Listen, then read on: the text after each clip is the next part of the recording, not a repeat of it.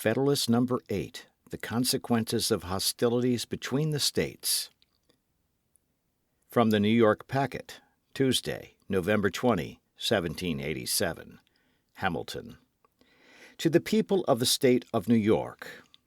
Assuming it, therefore, as an established truth that the several states, in case of disunion, or such combinations of them as might happen to be formed out of the wreck of the general Confederacy, would be subject to those vicissitudes of peace and war, of friendship and enmity with each other, which have fallen to the lot of all neighboring nations not united under one government, let us enter into a concise detail of some of the consequences that would attend such a situation. War between the states, in the first period of their separate existence, would be accompanied with much greater distresses than it commonly is in those countries where regular military establishments have long obtained.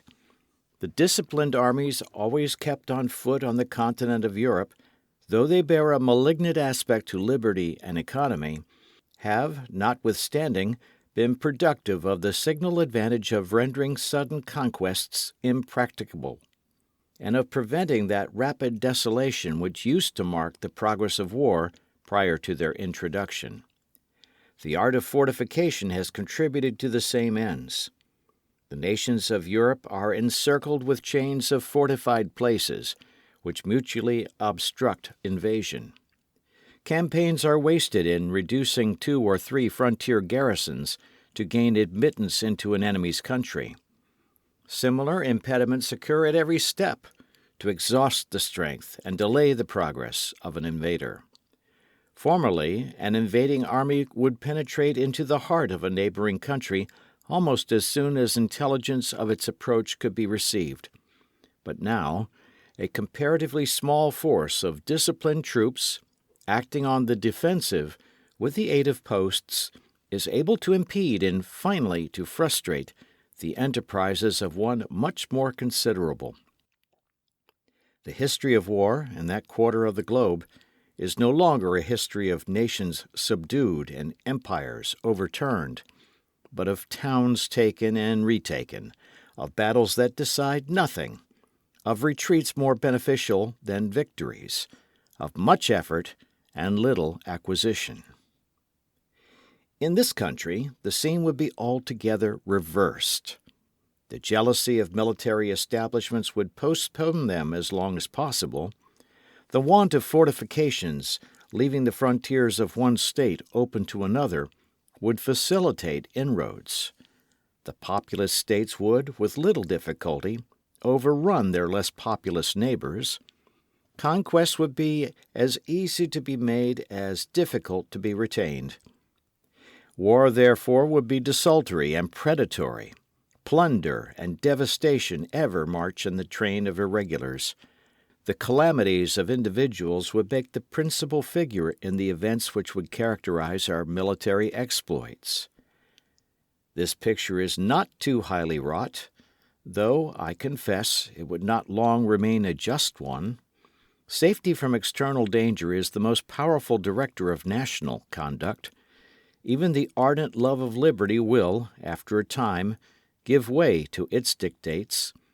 The violent destruction of life and property incident to war, the continual effort and alarm attendant on a state of continual danger, will compel nations the most attached to liberty to resort for repose and security to institutions which have a tendency to destroy their civil and political rights.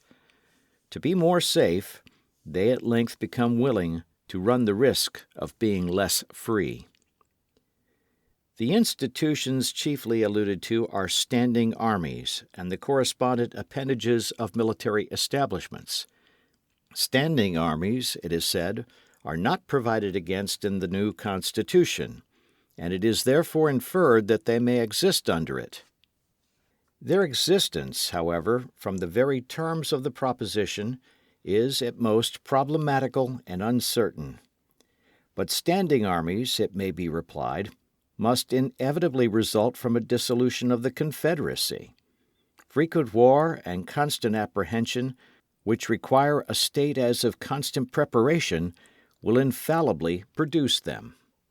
The weaker states or confederacies would first have recourse to them to put themselves upon an equality with their more potent neighbors. They would endeavor to supply the inferiority of population and resources by a more regular and effective system of defense, by disciplined troops, and by fortifications. They would, at the same time, be necessitated to strengthen the executive arm of government, in doing which their constitutions would acquire a progressive direction toward monarchy. It is of the nature of war to increase the executive at the expense of the legislative authority. The expedients which have been mentioned would soon give the states or confederacies that made use of them a superiority over their neighbors. Small states, or states of less natural strength, under vigorous governments, and with the assistance of disciplined armies, have often triumphed over large states, or states of greater natural strength, which have been destitute of these advantages. Neither the pride nor the safety of the more important states or confederacies would permit them long to submit to this mortifying and adventitious superiority. They would quickly resort to means similar to those by which it had been effected, to reinstate themselves in their lost preeminence. Thus we should, in a little time, see established in every part of this country the same engines of despotism which have been the scourge of the old world. This, at least, would be the natural course of things, and our reasonings will be the more likely to be just, in proportion as they are accommodated to this standard. These are not vague inferences drawn from supposed or speculative defects in a constitution, the whole power of which is lodged in the hands of a people, or their representatives and delegates, but they are solid conclusions, drawn from the natural and necessary progress of human affairs. It may, perhaps, be asked, by way of objection to this, why did not standing armies spring up out of the contentions which so often distracted the ancient republics of Greece? Different answers, equally satisfactory, may be given to this question. The industrious habits of the people of the present day, absorbed in the pursuits of gain and devoted to the improvements of agriculture and commerce, are incompatible with the condition of a nation of soldiers, which was the true condition of the people of those republics. The means of revenue, which have been so greatly multiplied by the increase of gold and silver and of the arts of industry, and the science of finance, which is the offspring of modern times, concurring with the habits of nations, have produced an entire revolution in the system of war, and have rendered disciplined armies, distinct from the body of the citizens, the inseparable companions of frequent hostility. There is a wide difference, also, between military establishments in a country seldom exposed by its situation to internal invasions, and in one which is often subject to them, and always apprehensive of them. The rulers of the former can have no good pretext, if they are even so inclined, to keep on foot armies so numerous as must of necessity be maintained in the latter.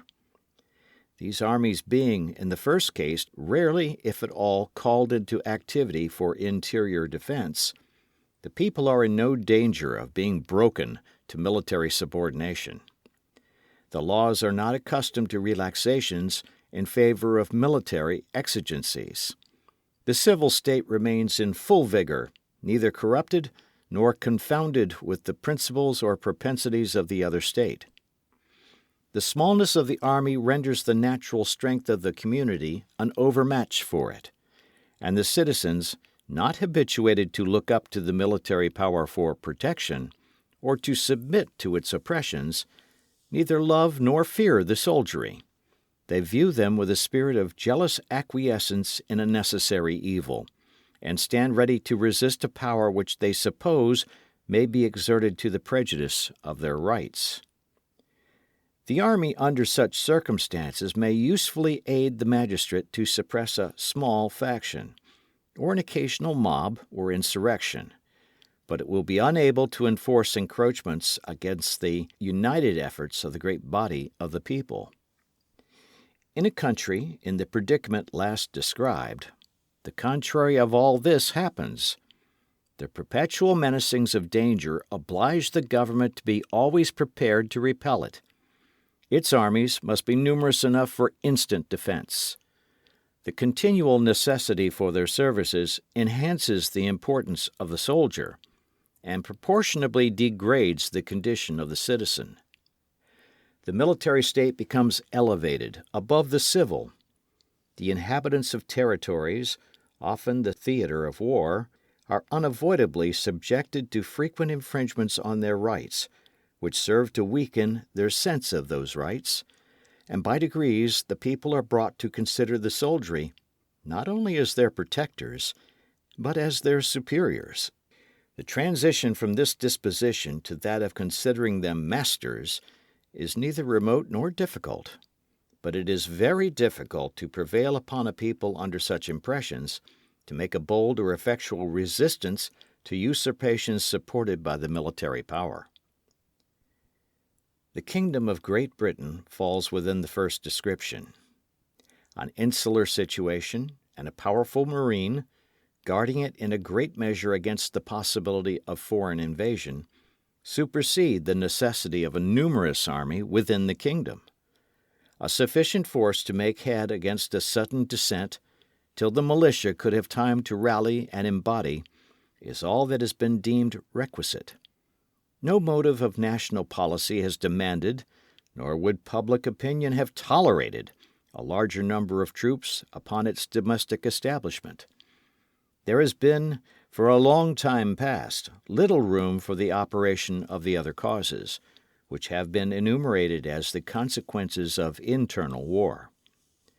This peculiar felicity of situation has, in a great degree, contributed to preserve the liberty which that country to this day enjoys, in spite of the prevalent venality and corruption. If, on the contrary, Britain had been situated on the continent, and had been compelled, as she would have been, by that situation, to make her military establishments at home coextensive with those of the other great powers of Europe, she, like them, would in all probability be, at this day, a victim to the absolute power of a single man. It is possible, though not easy, that the people of that island may be enslaved from other causes, but it cannot be by the prowess of an army so inconsiderable as that which has been usually kept up within the kingdom. If we are wise enough to preserve the Union, we may for ages enjoy an advantage similar to that of an insulated situation. Europe is at a greater distance from us. Her colonies in our vicinity would be likely to continue too much disproportioned in strength to be able to give us any dangerous annoyance. Extensive military establishments cannot, in this position, be necessary to our security. But if we should be disunited, and the integral parts should either remain separated, or, which is most probable, should be thrown together into 2 or 3 confederacies, we should be, in a short course of time, in the predicament of the continental powers of Europe. Our liberties would be a prey to the means of defending ourselves against the ambition and jealousy of each other. This is an idea not superficial or futile, but solid and weighty. It deserves the most serious and mature consideration of every prudent and honest man of whatever party. If such men will make a firm and solemn pause, and meditate dispassionately on the importance of this interesting idea, if they will contemplate it in all its attitudes, and trace it to all its consequences, they will not hesitate to part with trivial objections to a constitution, the rejection of which would in all probability put a final period to the Union. The airy phantoms that flit before the distempered imaginations of some of its adversaries would quickly give place to the more substantial forms of dangers, real, certain, and formidable. Signed, Publius.